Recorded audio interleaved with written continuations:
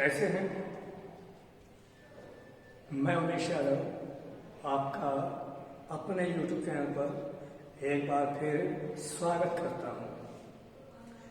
आज हम लोग सामान्य ज्ञान पढ़ेंगे और सामान्य ज्ञान में हम लोग आज बायोलॉजी पढ़ेंगे। यहाँ देखते हैं कि हमारा बायोलॉजी हो गया है और हमारा बायोलॉजी की दो मुख्य ब्रांचेस होती हैं।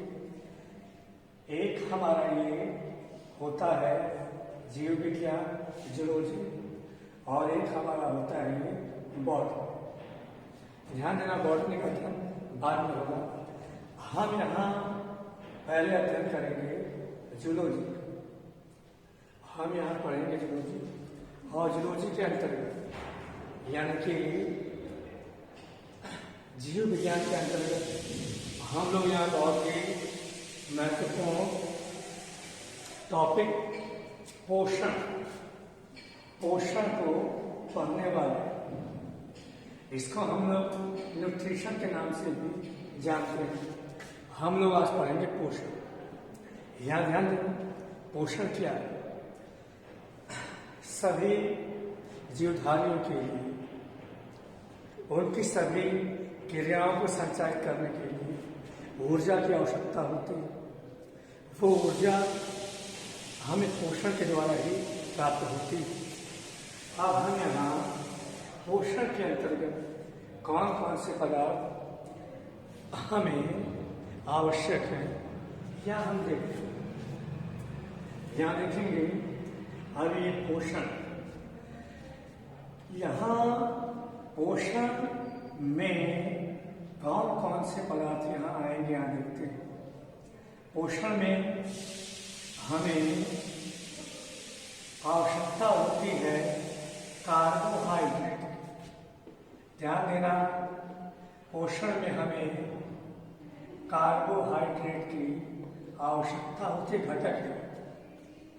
हमें प्रोटीन भी चाहिए,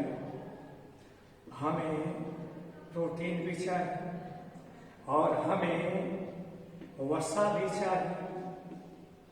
ध्यान देना, हमें जल की मात्रा भी चाहिए और हमें मिनरल्स यानी कि खनिज की आवश्यकता होती है। हमें विटामिन्स की आवश्यकता होती है और हमें फाइबर की आवश्यकता होती है। ध्यान देना, पोषण के अंतर्गत जिन खाद्य पदार्थों की हमें आवश्यकता होती है वो कुछ इस प्रकार है: कार्बोहाइड्रेट, प्रोटीन, वसा, जल, खनिज पदार्थ, विटामिन्स और फाइबर।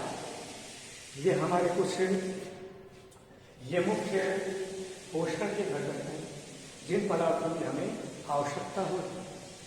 अब यहाँ देखें, अब ये कार्बोहाइड्रेट, प्रोटीन और ये वसा, इन्हें हमें अधिक मात्रा में लेने की आवश्यकता होती है। इसको हम लोग मैक्रो न्यूट्रिएंट के अंतर्गत जानते हैं। जबकि खनिज पदार्थ, विटामिन्स, इनकी हमें बहुत ही कम मात्रा में आवश्यकता होती है। इन्हें हम लोग माइक्रो न्यूट्रिएंट के नाम से जानते हैं। आज इन सब में से आज हम लोग टॉपिक पढ़ने वाले हैं विटामिन्स। यहाँ देखेंगे, आज हम लोग टॉपिक पढ़ेंगे अपना विटामिन्स। यहाँ ध्यान दें, फिर विटामिन्स का पढ़ने वाले हैं। हम यहाँ देखेंगे, यहाँ सब लोग देखें अब ये विटामिन्स क्या होते हैं। सबसे पहली बात यह है कि विटामिन होते क्या है। तो ध्यान देना, ये जो विटामिन होते हैं, ये जो हमारे विटामिन होते हैं, ये ऑर्गेनिक कंपाउंड यानी ये ऐसे कार्बनिक पदार्थ हैं जिसमें कार्बन की मात्रा भी है, हाइड्रोजन की मात्रा भी है और अन्य तत्वों की मात्रा भी इसमें होती है। ये हमारे लिए बहुत ही सूक्ष्म मात्रा में इनकी आवश्यकता होती है। ध्यान देना, ये जो विटामिन्स है, विटामिन्स की हमारे शरीर में बहुत ही कम मात्रा में इनकी आवश्यकता होती है। फिर ये हमारे शरीर में उपापचय क्रियाओं के संचालन में काम आते हैं। ध्यान देना, उपापचय की क्रियाएं जो होती हैं उनका संबंध पाचन क्रियाओं से होता है। इसको मैं डिटेल से बाद में समझाऊंगा। यहाँ देखते हैं विटामिन को हमने पढ़ा कि विटामिन हमारे ऑर्गेनिक कंपाउंड होते हैं जिसको हमारे शरीर के लिए बहुत ही सूक्ष्म मात्रा में आवश्यकता होती है। फिर हम देखेंगे, एक बात ध्यान दें, ये बहुत ही इंपॉर्टेंट क्वेश्चन आता है कि निम्नलिखित में से कौन से पदार्थ से ऊर्जा नहीं मिलती है। तो ध्यान देना, यदि उसमें विकल्प विटामिन का है तो विटामिन से हमें किसी प्रकार की ऊर्जा नहीं मिलने वाली है। ध्यान देना, ये जो विटामिन है, विटामिन से हमें ऊर्जा नहीं मिलती है। ये हमें रोगों से लड़ने की क्षमता प्रदान करता है। यानी कि हम इस बात को समझेंगे कि यदि विटामिन की हमारे शरीर में किसी प्रकार से कमी हो जाती है तो हमें अनेक प्रकार के रोग लग जाते हैं। फिर तो हमने समझा कि विटामिन ऐसे पदार्थ हैं जिन्हें हमें बहुत सूक्ष्म मात्रा में आवश्यकता पड़ती है और उससे किसी प्रकार की ऊर्जा नहीं मिलती है। ये हमारी उपापचय क्रियाओं को सही ढंग से चलाने में सहायक होते हैं। अब यहाँ देखते हैं, अब यदि हम इन विटामिन को देखें, अगर हम लोग विटामिन को देखते हैं तो विटामिन को हम दो मुख्य भागों में बांट सकते हैं। ध्यान देना, यदि हम लोग विटामिन को देखेंगे, क्लासिफिकेशन इसका हम लोग विभाजन करें तो हम लोग विटामिन को दो भागों में बांट सकते हैं। फिर पहला विटामिन वसा, वसा में घुलनशील, और दूसरा जल में घुलनशील। ध्यान देना, वसा में घुलनशील और जल में घुलनशील। यहाँ देखते हैं vitamin A, vitamin B, vitamin E और विटामिन के। विटामिन ए, डी, ई, के ये हमारे विटामिन जो है वो वसा में घुलनशील है। अब देखते हैं जल में घुलनशील कौन कौन से हैं। तो विटामिन बी और विटामिन सी, ये विटामिन जो है वो जल में घुलनशील। फिर हमने देखा विटामिन के प्रकार। यदि हम लोग इसके प्रकार की यहाँ बात करते हैं तो विटामिन को हम लोगों ने दो भागों में बांटा है। पहला वसा में घुलनशील और दूसरा जल में घुलनशील। वसा में घुलनशील विटामिनों में ए, डी, ई और के, जबकि जल में घुलने वाले विटामिन में बी और सी। अब यहाँ एक प्रश्न उठता है कि इन दोनों में अंतर क्या है। एक बात ध्यान देना, जो वसा में घुलनशील विटामिन है ये हमारे शरीर में लंबे समय तक रहते हैं, और जो जल में घुलनशील विटामिन है ये हमारे शरीर से जल्दी बाहर हो जाते हैं। पसीने के माध्यम से या यूरिन के माध्यम से या किसी अन्य माध्यम से जल में घुलने वाले विटामिन हमारे शरीर से जल्दी बाहर हो जाते हैं। ध्यान दें। फिर अब तक हमने पढ़ा है पोषण। हमने बताया बायोलॉजी के दो पार्ट होते हैं, जंतु विज्ञान, वनस्पति विज्ञान। हम लोग पढ़ेंगे जंतु विज्ञान के पहले। जंतु विज्ञान के अंतर्गत हमारा पहला टॉपिक है पोषण, न्यूट्रिशन। और हमने देखा कि पोषण यानी कि हमें किन किन खाद्य पदार्थों की आवश्यकता होती है। तो हमने देखा यहाँ कि हमें कार्बोहाइड्रेट, प्रोटीन, वसा, जल, खनिज लवण, विटामिन और फाइबर, इन चीजों की हमें आवश्यकता पड़ती है। इसमें हम लोग कार्बोहाइड्रेट, प्रोटीन और ये वसा, इनको हम लोग अधिक मात्रा में लेते हैं। ये हमारे मैक्रोन्यूट्रिएंट के अंतर्गत आते हैं। और ये जो खनिज पदार्थ हैं, विटामिन्स हैं, और ये हमारे फाइबर हैं। इसमें विशेष रूप से खनिज पदार्थ और विटामिन, इसको हमारे शरीर के लिए कम मात्रा में आवश्यकता होती है। ये हमने पढ़ा। आज हम लोग विटामिन को डिटेल में पढ़ रहे हैं। विटामिन क्या होता है मैंने अभी बताया। ये हमारी शरीर की क्रियाओं को संचालित करने में भाग लेता है। ये कुछ जैव रासायनिक क्रियाओं में भी भाग लेता है, सहायक होता है। फिर विटामिन के प्रकार हमने देखे। विटामिन से हमें ऊर्जा नहीं मिलती है, ये हमने देखा। विटामिन के प्रकार देखिए, वसा में घुलनशील और जल में घुलनशील। वसा में घुलने वाले ए, डी, ई के हैं और जल में घुलने वाले बी और सी। फिर आप ध्यान देना, अब हम इसको बारी बारी से वसा में घुलने वाले विटामिन के बारे में पढ़ेंगे। यहाँ देखते हैं हम लोग। अब ये जो हमारे विटामिन हैं, अब हम लोग देखेंगे वसा में घुलनशील विटामिन। ध्यान दें, वसा में घुलनशील विटामिन।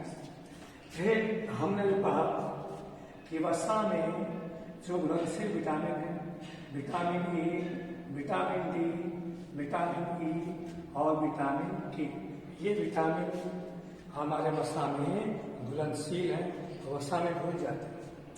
फिर अब हम देखेंगे, यहाँ ध्यान देना। अब हम देखते हैं, बारी बारी से पढ़ेंगे। मैं यहाँ सबसे पहले विटामिन, ध्यान देना, मैं सबसे पहले यहाँ विटामिन ए की बात करूँ, विटामिन ए। फिर यहाँ ध्यान देना, तो ये हमें मालूम होना चाहिए, ये हमें मालूम होना चाहिए कि जो विटामिन है, ये सभी विटामिन, ध्यान देना, सभी विटामिनों की खोज की थी सी फंक ने। ध्यान देना, विटामिन प्रारंभ में जो विटामिन की खोज हुई थी, तो यहाँ विटामिन की खोज यहाँ मैं समझा देता हूँ। विटामिन की जो खोज की थी, ध्यान देना, यहाँ दो नाम आते हैं। एक नाम आता है हॉकिंग, एक नाम आता है हॉकिंग का, और दूसरा नाम आता है सी फंक का। इस बात को समझ लेना, मैं अभी समझा रहा हूँ। यदि हम पूरे के पूरे विटामिन की बात करें कि विटामिन की खोज किसने किया, तो विटामिन की खोज के लिए दो नाम आते हैं। एक नाम है हॉकिंग का और दूसरा है सी फंक। और यहाँ हमें विशेष ध्यान देना होगा कि विटामिन की जो खोज हो गई थी, वो तो हॉकिंग के द्वारा हुई थी, लेकिन प्रयोगशाला में जो पदार्थ खोजा गया उसका नाम विटामिन है या क्या है, ये हॉकिंग द्वारा क्लियर नहीं हो पाया था। यानी कि हम यहाँ पर एक बात ये समझेंगे कि विटामिन की खोज तो हॉकिंग ने की थी, लेकिन हॉकिंग उस पदार्थ का नाम विटामिन नहीं रख सके। और 1912 में सी फंक ने ही उस पदार्थ का नाम विटामिन रख दिया। इसीलिए सभी किताबों में यही आता है कि विटामिन की खोज सी फंक ने किया है। और हमें भी ये ध्यान देना है, क्योंकि अधिकांश क्वेश्चन में जो भी अब तक क्वेश्चन एग्जाम में पूछे गए हैं, उन सभी क्वेश्चनों के अंतर्गत जब विटामिन की खोज का आंसर आता है, तो वो हम लोग वहाँ पर सी फंक लगाते हैं। बात क्लियर हो चुकी है। यानी विटामिन की खोज किसने किया? सी फंक ने किया। इसको ध्यान देंगे, यदि ऑप्शन में नहीं होगा तब हमारा आंसर हॉकिंग होगा, क्योंकि वास्तव में तो हॉकिंग ने खोज किया था, लेकिन वो इसका नामकरण नहीं कर पाए थे। हमें इस बात का विशेष ध्यान देना है। फिर आप ध्यान देंगे, अब हम अपने यहाँ पर आते हैं। फिर वसा में घुलनशील विटामिन की बात करते हैं। विटामिन ए, डी, ई, के है। अब हम विटामिन ए की बात करेंगे। ध्यान देना, तो इसकी भी अलग से खोज की गई थी। विटामिन ए की जो खोज की थी वो की थी मैकुलन ने। यहाँ ध्यान देना, मैं लिख दे रहा हूँ, इसकी खोज किसने की थी? मैकुलन ने। ये विशेष तौर पर जो है यहाँ विटामिन ए की बात हो रही है। विटामिन ए की खोज मैकुलन ने की थी। अब ध्यान देना, अब यहाँ पे इसका जो रासायनिक नाम है, इसका नाम है रेटिनॉल। ध्यान देना, विटामिन ए का रासायनिक नाम है रेटिनॉल। फिर अब ये जो विटामिन ए है, फिर विटामिन ए की कमी से जो हमें रोग होते हैं, ध्यान देना, यदि मैं इसकी कमी से होने वाले रोग की बात करता हूं, तो यहाँ विटामिन ए की कमी से नेत्र संबंधी यानी कि आंखों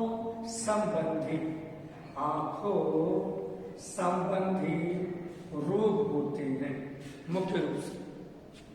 फिर इसमें रतौंधी आता है। फिर ध्यान देना, रतौंधी क्या होता है?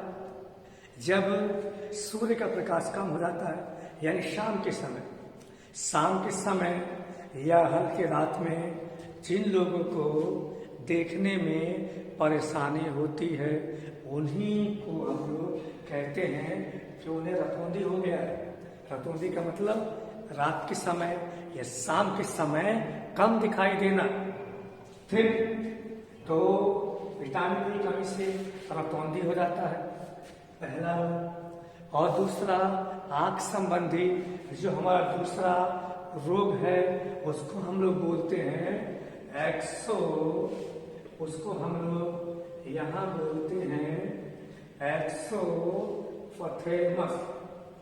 ध्यान देना, मैं यहाँ पर ही लिख दे रहा हूँ, ध्यान दो, एक्सोपथेलमस।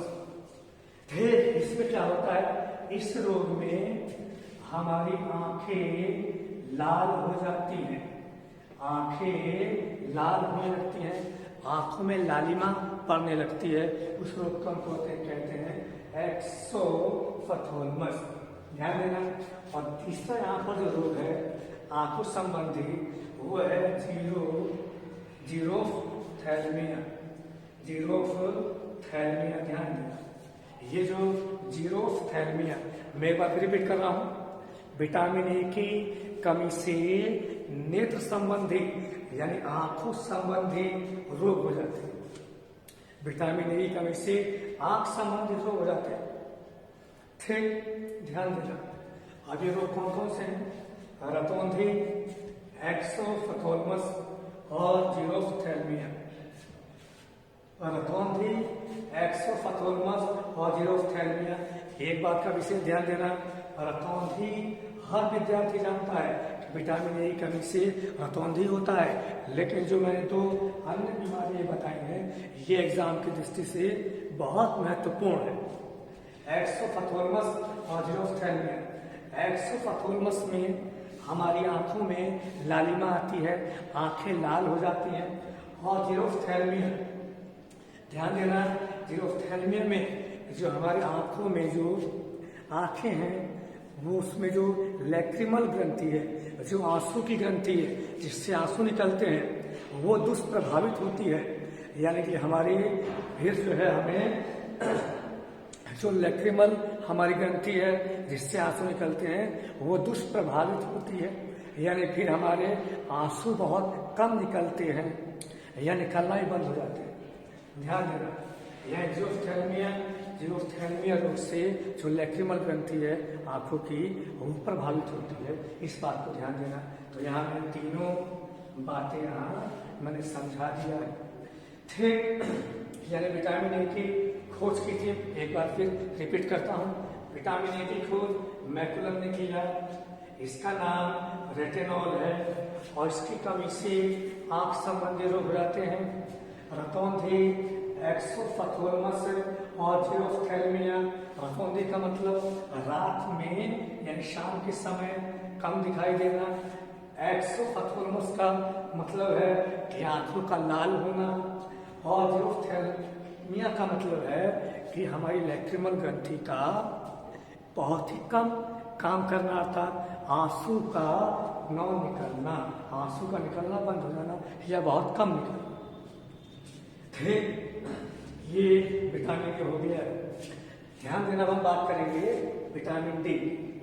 अभी हम लोगों ने विटामिन ए के बारे में पढ़ा, अब हम लोग बात करेंगे विटामिन डी। ध्यान देना, अब हम यहाँ बात करेंगे विटामिन डी। ठीक, यहाँ समझेंगे सभी लोग।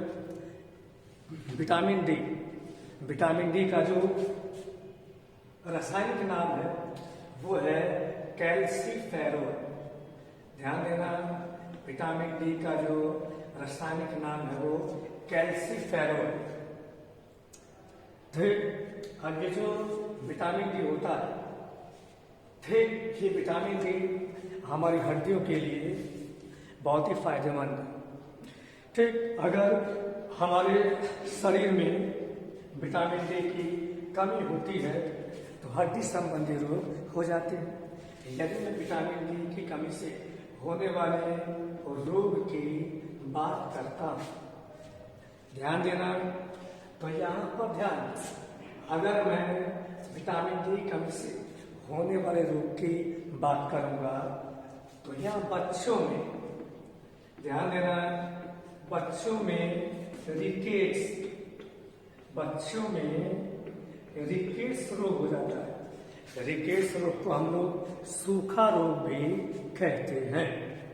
ध्यान देना, विटामिन डी की कमी से बच्चों में रिकेट्स रोग हो जाता है। रिकेट्स रोग को हम लोग सूखा रोग भी कहते हैं।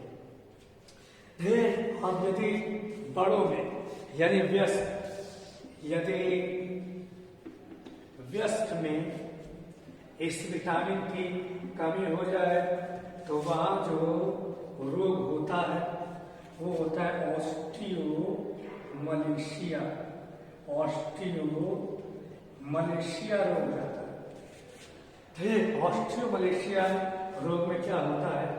ऑस्टियोमलेशिया रोग में वही हड्डियां कमजोर हो जाती हैं, हड्डियां जो है दुष्प्रभावित होती हैं। तो इस बात को मैं ध्यान देना है, ये बहुत ही इंपॉर्टेंट पॉइंट है कि विटामिन डी की कमी से बच्चों में होने वाला रोग रिकेट्स है और विटामिन डी की कमी से वयस्क यानी कि बड़ों में होने वाला रोग ऑस्टियोमलेशिया है। आप ध्यान देंगे ये विटामिन डी का स्रोत क्या है? सोर्स, तो यहाँ ध्यान दें कहाँ कहाँ से हमें विटामिन डी प्राप्त होता है। तो यहाँ देखने वाली बात है, प्राकृतिक रूप से जो विटामिन डी मिलता है वो हमें सूर्य से मिल जाता है, सूर्य किरणों से। सूर्य की किरणें जब हमारी त्वचा पर पड़ती हैं सुबह सुबह, तो त्वचा के अंदर जो कुछ पदार्थ होते हैं उसको हम लोग इर्गेस्टिरोल बोलते हैं। और उसी इर्गेस्टिरोल के माध्यम से हम विटामिन डी प्राप्त हो जाता है। और ध्यान देना, विटामिन डी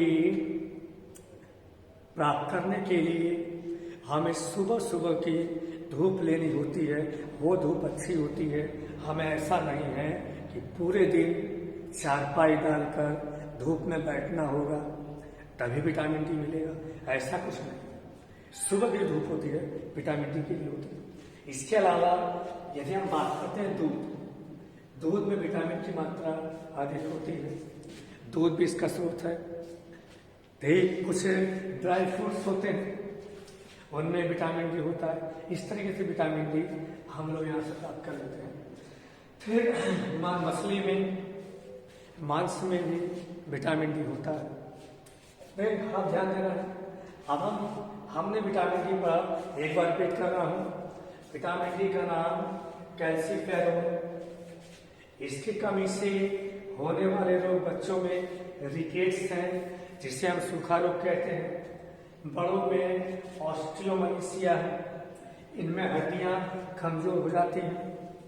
और इसका स्रोत कहाँ से मिलेगा? दूध में होता है, मछली में होता है, सूर्य की किरणों में विटामिन डी सूर्य किरणों के माध्यम से प्राप्त हो जाता है। अब हम बात करते हैं विटामिन ई। दोस्तों, वसा में घुलन से विटामिन में हम लोगों ने विटामिन ए पढ़ा, विटामिन डी पढ़ा। अब हम लोग यहाँ पढ़ेंगे विटामिन। तो सबसे पहले हमें मालूम होना चाहिए कि जो विटामिन ई का रासायनिक नाम क्या है। ध्यान देना, विटामिन ई का जो नाम है वो है टोकोफेरो। इसका नाम क्या है? टोकोफेरो। विटामिन ई का रासायनिक नाम टोकोफेरो। अब विटामिन ई की कमी से यदि हम बात करते हैं कि विटामिन ई की कमी में क्या होगा, तो विटामिन ई की कमी से हमें जो रोग होते हैं वो होते हैं बांझपन। ध्यान देना, विटामिन ई की कमी से होने वाले रोग में ये बांझपन ये महिलाओं में होता है। नपुंसकता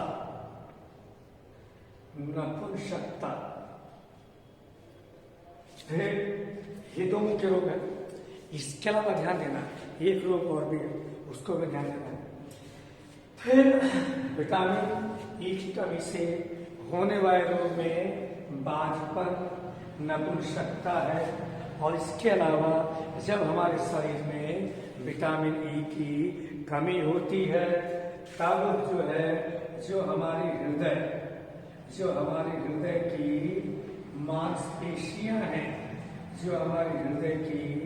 मांसपेशियां हैं, वो भी अच्छे ढंग से कार्य नहीं कर पाती हैं।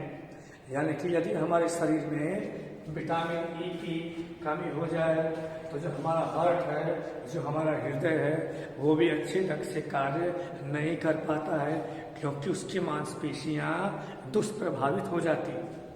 तो यहाँ में 3 बातों का ध्यान देना है कि विटामिन ई की कमी से बांझपन, नपुंसकता और हृदय की मांसपेशियां, इस तरह के रोग हमें हो जाते हैं। नपुंसकता, बांझपन, ये रोग हो जाते हैं। और हमारे हृदय की जो मांसपेशियां हैं ये कमजोर पड़ जाती हैं, अच्छे ढंग से कार्य नहीं कर पाती। आप ध्यान दें, यहाँ से बहुत अच्छे क्वेश्चन बनते हैं। स्रोत मतलब विटामिन ई कहाँ से प्राप्त होने वाला है। तो यहाँ ध्यान दें दोस्तों, जो विटामिन ई है, विटामिन ई जो हमें प्राप्त होता है, जो ड्राई फ्रूट्स हैं, जैसे बादाम हो गया, काजू हो गया, तो ड्राई फ्रूट्स से प्राप्त हो जाता है। मांसाहारी भोजन में भी विटामिन ई होता है। और जो हरी पत्तेदार सब्जियां होती हैं उनमें विटामिन डी मिलता है। जो सूर्यमुखी का जो तेल होता है उसमें भी विटामिन डी होता है।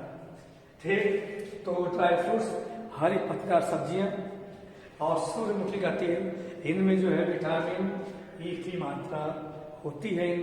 इनसे हम लोग विटामिन ई को प्राप्त कर सकते हैं।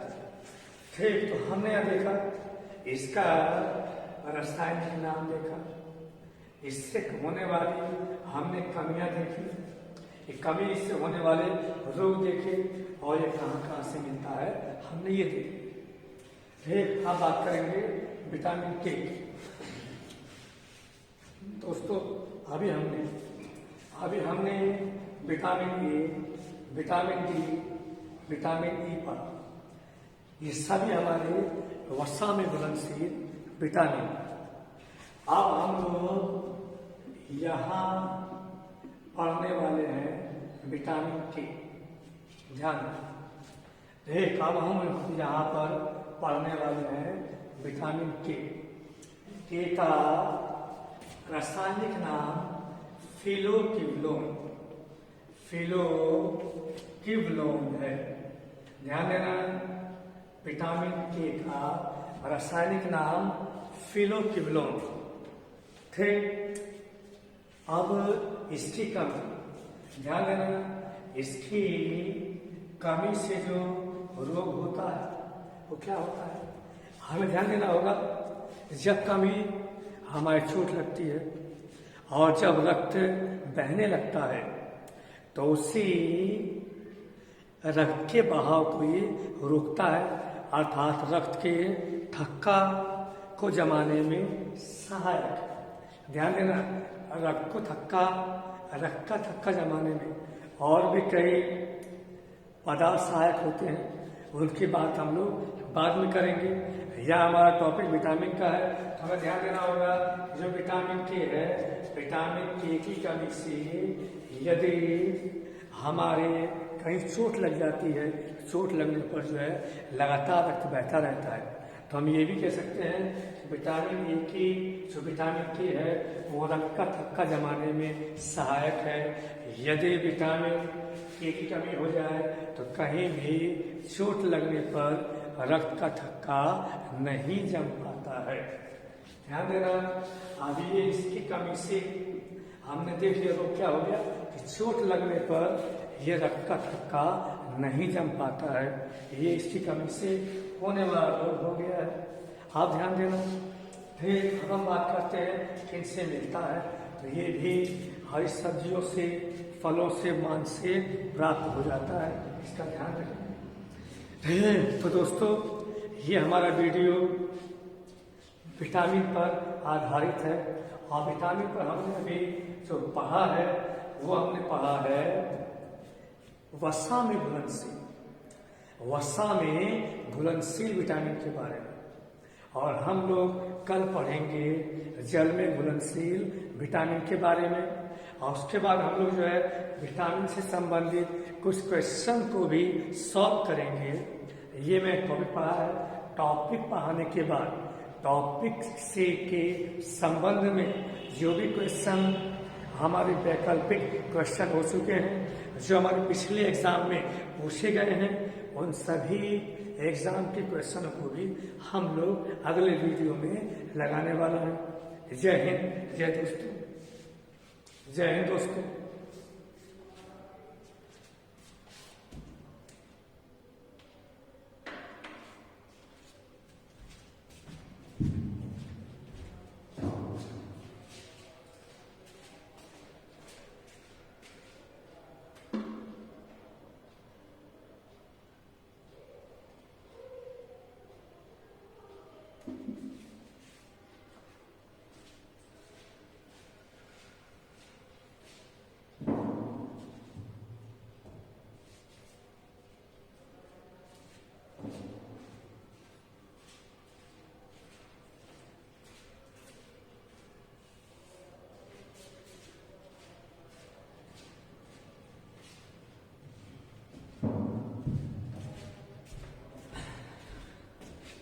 आज हम लोगों ने वसा में घुलनशील विटामिन के बारे में पढ़ा। कल इसी का पार्ट 2 आएगा, जिसमें हम लोग जल में घुलनशील विटामिन के बारे में पढ़ेंगे, और इसके अलावा हम लोग विटामिन पर आधारित कुछ क्वेश्चनों को भी सॉल्व करेंगे जो पिछले एग्जाम में पूछे गए। पिछले 17-18 वर्षों में जो भी क्वेश्चन बड़े बड़े एग्जामों में विटामिन के संबंध में पूछे गए हैं, उन सभी क्वेश्चनों की सीरीज आपके सामने आएगी अगले वीडियो में। आज के लिए इतना ही। जय हिंद दोस्तों।